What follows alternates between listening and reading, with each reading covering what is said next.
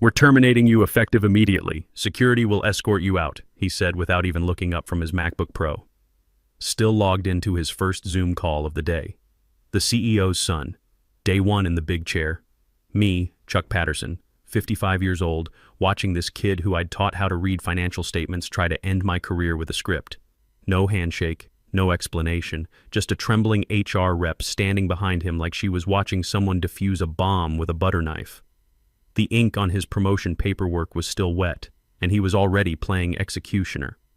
Bradley Patterson Jr. had his designer haircut perfectly styled, his Stanford MBA diploma freshly framed on the wall, and his disruptor confidence inflated like a balloon at a kid's party. He didn't ask questions. He didn't even blink. Just read the line off his tablet word for word. You could tell someone coached him, probably his father or some expensive consultant or the mirror in his corner office bathroom. I didn't flinch or argue. I stood up, adjusted my jacket, and handed over my badge with the kind of calm you learn after 28 years in logistics and 6 years in the Navy before that. He thought he was firing me. Thought this was his big move to modernize Anchor Point Logistics. All I said was, "I want to do this right. Tell your father the board meeting in 3 hours should be interesting." Then I walked out, past the silent HR rep, past the security guard who looked more confused than concerned, past the framed photo of the founding team in the lobby that included me standing right next to Bradley Sr. when we opened our Chicago headquarters back in 1996. And hey, while I've got you here, if this already feels like the kind of corporate chaos that makes your blood boil, do me a favor. Hit that subscribe button and give it a like. Not because I'm desperate, but because it really helps the team keep digging up these stories and showing what really happens behind those glass doors. You'd be surprised how often the person getting fired is the one holding all the cards. Now back to our regularly scheduled takedown. 3 hours. That's how long Junior had between his first firing and his first legal nightmare. In that time, I imagine he celebrated. Maybe posted something on LinkedIn about tough decisions for digital transformation or streamlining operations for the future. Hell, he probably had the hashtags ready. #leadership, #innovation, next-gen, or whatever buzzword his personal brand consultant told him to use. Meanwhile, the board packet had already gone out. Section 12B, titled plainly Emergency Succession Protocol, buried in the original shareholder agreement like a landmine nobody expected to step on. Written by me, reviewed by our legal team, signed by every investor who thought it would never matter. But what happens if leadership goes completely off the rails? The answer? If an executive is terminated without a formal board vote and that termination is initiated by someone with no equity stake, then all interim authority gets suspended immediately. The board has to meet within 4 hours. Voting power goes straight to the majority shareholder, me, because while Junior was probably drafting his victory speech, I was activating that protocol. Dated, signed, time-stamped, and hand-delivered to every board member, investor, and general counsel tied to Anchor Point Logistics. Unlike his termination memo, mine came with a certified return receipt. He thought I'd go quietly. What he didn't know was that I never built my position at this company to be visible. I built it to be bulletproof against people exactly like him. Entitled, impatient, handed authority, like it came with the family name. There's a reason my ownership percentage doesn't appear in the glossy company brochures or on the leadership page of our website. I was the foundation under the building, the backup plan in the filing cabinet, the guy you called when the lawyers were circling and the competition was trying to poach our biggest clients. I never wanted the spotlight. I wanted security, stability, and equity. God, the equity. While they were naming conference rooms after the founders' grandkids and giving out plaques to people who'd been here 18 months, I was taking payment in percentages. Half a point here, a full point there. Stock options instead of bonuses. Voting shares instead of fancy titles. Every time we closed a major deal or brought in a new investor, I negotiated another slice. Quietly, methodically. I didn't play poker. I built the table and printed the cards. It started back when Anchor Point was 3 folding tables, a whiteboard, and Bradley Sr. thinking compliance was something you could handle with a handshake and a smile. He was a visionary, sure, the kind who could see the future of supply chain management but couldn't remember if we'd paid the electric bill or accidentally sent $50,000 to the wrong vendor. I stepped in, organized everything, stabilized our operations, and secured our contracts. For my trouble, he offered me a VP title and a corner office. I declined. Asked for equity instead. You'd rather own the foundation than sit in the penthouse, he joked. Exactly, I said. By year 7, I was sitting on 18%. By year 15, 35%. The CFO left in a screaming match over budget allocations. I picked up his 15% at a steep discount. He needed cash fast. Divorce lawyers don't work for free. When Bradley Sr.'s brother tried to sue us for patent infringement and failed spectacularly, he wanted to settle privately. I took his remaining 22% stake in exchange for a bulletproof NDA and his promise to never contact our clients again. 72%. That's where I landed quietly. No fanfare, no press releases, just majority ownership filed properly with the Delaware Secretary of State. Nestled inside that ownership was Section 12B, a clause nobody bothered to read because we'd never needed it. The section said that if a non-equity executive ever terminated a founding team member without board approval, all executive powers would be suspended pending shareholder review. I wrote it after Junior's cousin tried to fire half our warehouse staff during a budget tantrum 13 years ago. That was the last time anyone touched authority they hadn't earned. Until today. Because what Bradley Jr. didn't understand, what they don't teach you in business school, is that inheriting a title doesn't mean inheriting control. Control isn't gifted. It's not on your business card or your office nameplate. It's in the contracts, in the fine print, in the protocols written during late-night calls with paranoid investors who wanted to know what would happen if someone's unqualified kid got promoted to CEO. Turns out it activates exactly like this. One arrogant termination, no board vote, no cause, no process. Just a 29-year-old with fresh veneers and a new email signature strutting into my office like he was directing a corporate takeover movie. He had no clue that by reading that script, he'd triggered a legal trapdoor that had been waiting 13 years for someone stupid enough to step on it. Now Section 12B was live. I didn't just send the activation notice, I sent a complete legal package. Shareholder statements, equity breakdown, archived email approvals, timestamped documentation, notarized copies, even included his termination memo with its grammatical errors and HR signature. They'd be talking about that one for years. Because while he was figuring out how to access the executive parking garage and get his security clearance upgraded, the board was reading a memo titled Immediate Suspension of Executive Authority, Section 12B Protocol. He was about to learn what real authority looked like. And Bradley Sr. had no idea his legacy heir had just stepped on a landmine with the family name engraved on the trigger. But that call was coming, and nobody would be laughing. Somewhere on the 12th floor, in a glass-walled office he hadn't earned and didn't understand, Bradley Patterson Jr. was probably celebrating. The kind of celebration you have when you think you just solved your biggest problem instead of creating your worst nightmare. First day, first major decision, he probably texted someone. Time to modernize this place. He kicked back in the leather chair, opened his laptop, and started drafting a company-wide email about exciting changes and strategic restructuring. Something about embracing digital transformation and eliminating outdated thinking. He paused halfway through typing. Leadership requires making tough calls for long-term vision, completely unaware he was about to lose both leadership and vision. Meanwhile, downstairs in legal, the board members were opening a very different kind of package. One sealed in a priority mail envelope stamped confidential, Section 12B activation. The courier had arrived 25 minutes earlier, handed the packets to executive assistants like they were subpoenas, and left, without conversation. Inside that packet was a 2-inch thick stack of legal documentation. Cover page, Section 12B, activation, shareholder transition proposal, subheading, Request for Emergency Board Meeting under Bylaw 8.4. Attached was the signed trigger letter dated that morning, time-stamped at 6:47 a.m., hours before I was terminated.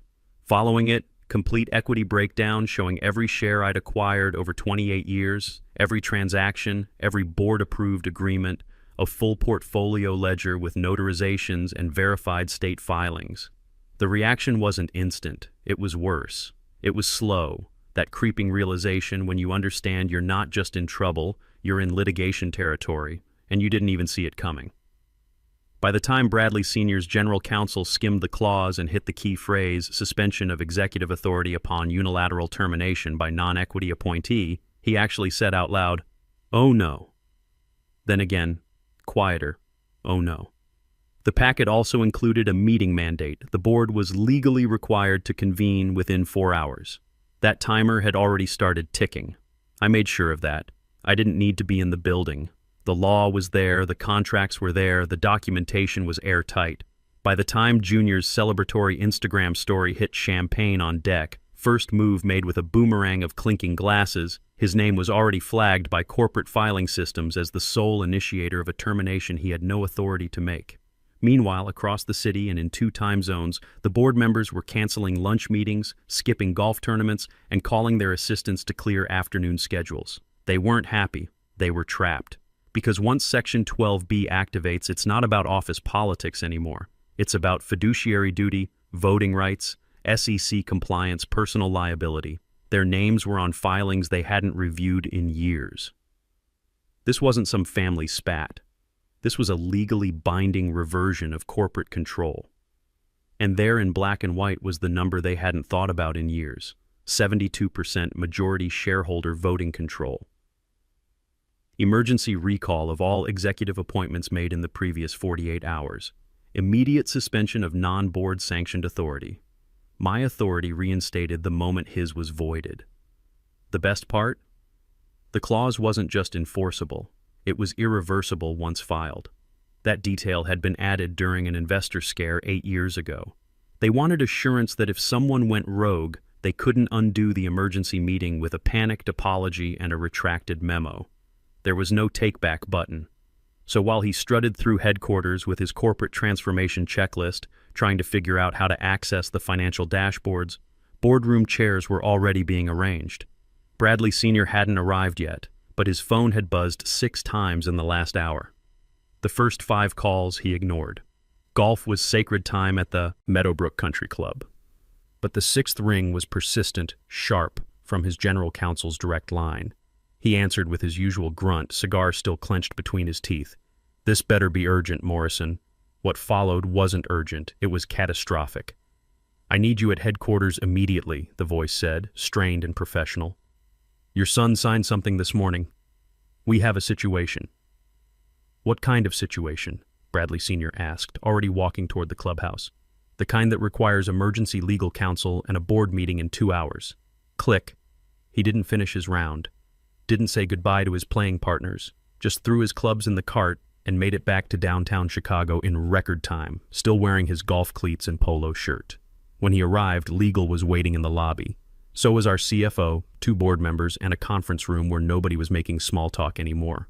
The general counsel didn't waste time with pleasantries, just opened his briefcase, pulled out a copy of the packet, and read in a flat professional tone, "Per Section 12B of the amended shareholder agreement, any executive termination carried out by a non-equity appointee without prior board vote shall result in immediate revocation of all interim leadership authority and automatic reversion of executive control to the majority shareholder pending emergency review."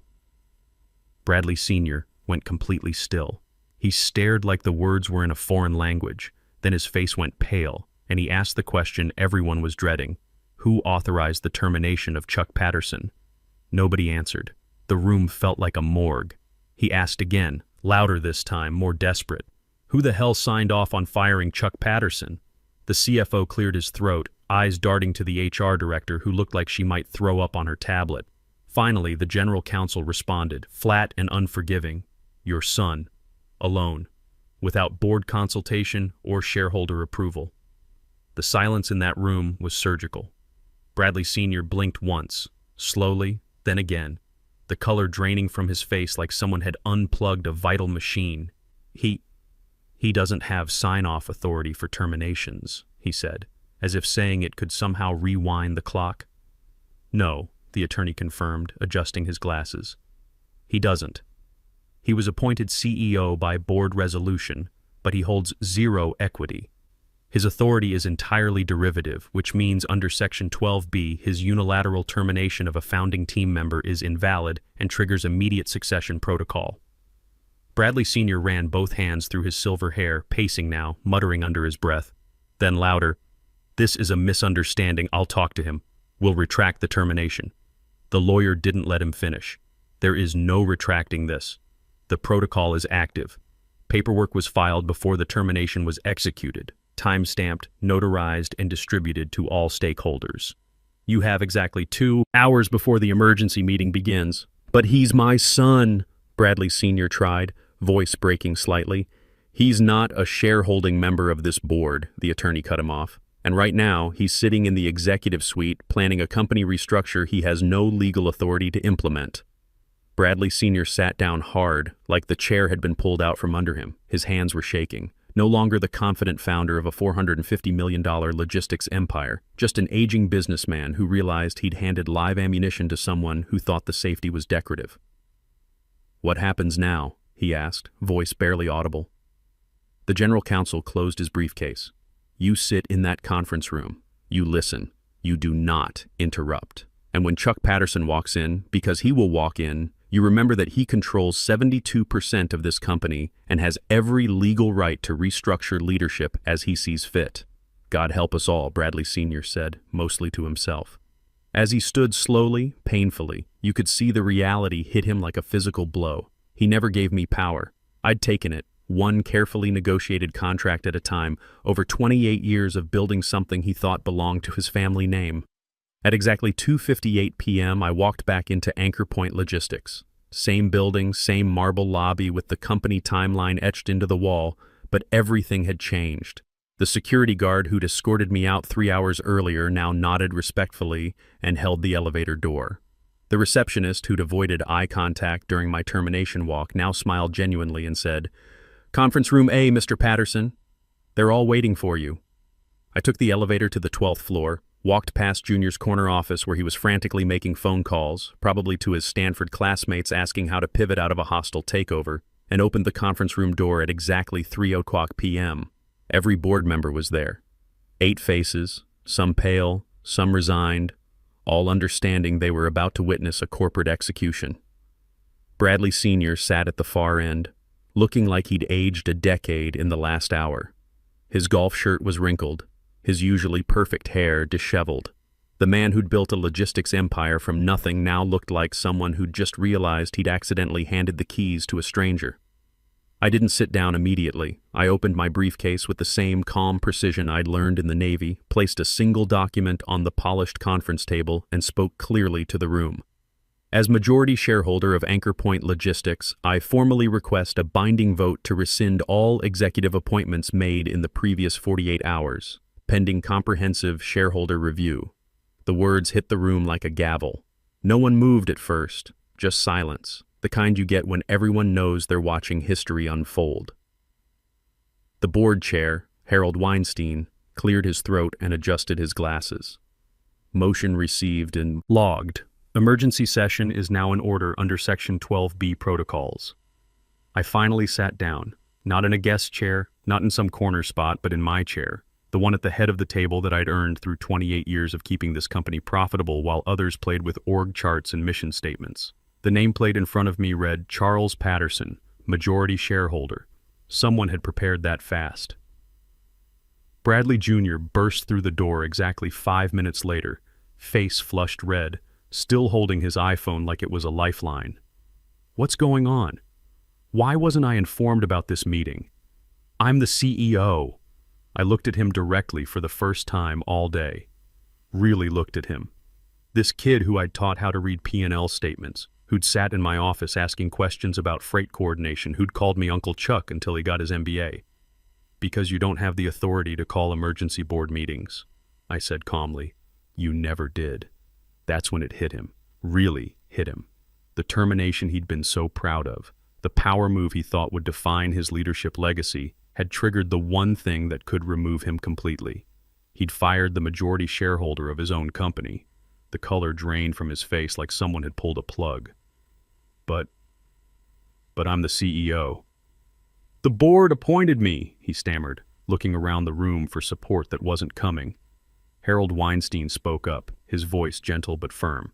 Bradley, your appointment was conditional and derivative. You hold no equity stake, which means under our corporate bylaws, specifically Section 12B, your unilateral termination of a founding member triggered this review. This is ridiculous, Junior said, his voice getting higher. Chuck, you can't seriously want to destroy everything my father built. I leaned back in my chair. Your father didn't build this alone. He built it with partners. I'm one of those partners, and partners don't get fired by their junior employees. The vote was called. Harold asked for all in favor of rescinding Bradley Patterson Jr.'s executive appointment. One by one, hands went up around the table. The CFO, the head of operations, the lead investor representative. Even Bradley Sr., after a long pause that seemed to last forever, slowly raised his hand. 8-0, unanimous. Junior looked like someone had slapped him. Dad? Bradley Sr. couldn't meet his son's eyes. I'm sorry, son, but this is bigger than family. This is about the company surviving. The motion passes, Harold announced. Bradley Patterson Jr.'s appointment as Chief Executive Officer is hereby rescinded, effective immediately. Junior stood there for another 30 seconds, probably thinking someone would change their mind. Someone would stand up for nepotism over competence. When nobody moved, he finally turned and walked toward the door. At the threshold, he stopped and looked back at me. This isn't over, he said, trying to sound threatening. Yes, it is, I replied. And it was. By 4:30 p.m., I was back in my office. Not a new office, not some consolation prize corner space, but my original office, the one I'd occupied for 15 years before they moved me to make room for Junior's innovation lab and foosball table. The nameplate was already back on the door, Charles Patterson, Chairman and CEO. Junior was escorted out the same way I had been earlier, except his exit was permanent. No 3-hour turnaround, no secret protocols to activate. Just security walking him to his BMW, which he'd parked in the founder's reserved spot that morning. The irony wasn't lost on anyone. Bradley Sr. stayed on as president, reporting to me now instead of the other way around. He understood the new structure.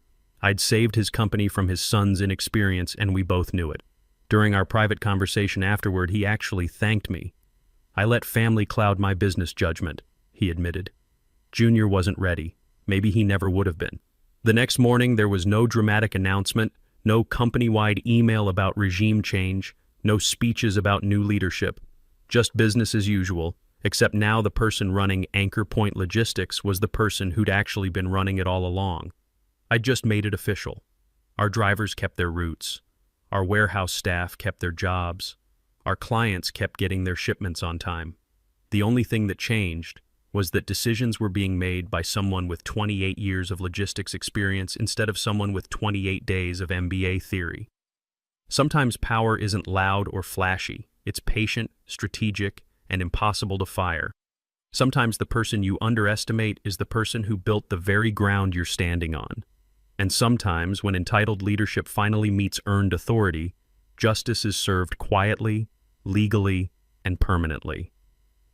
Subscribe if you want more stories about what really happens when corporate nepotism crashes into corporate reality. Trust me, you'd be surprised how often this plays out in America's boardrooms.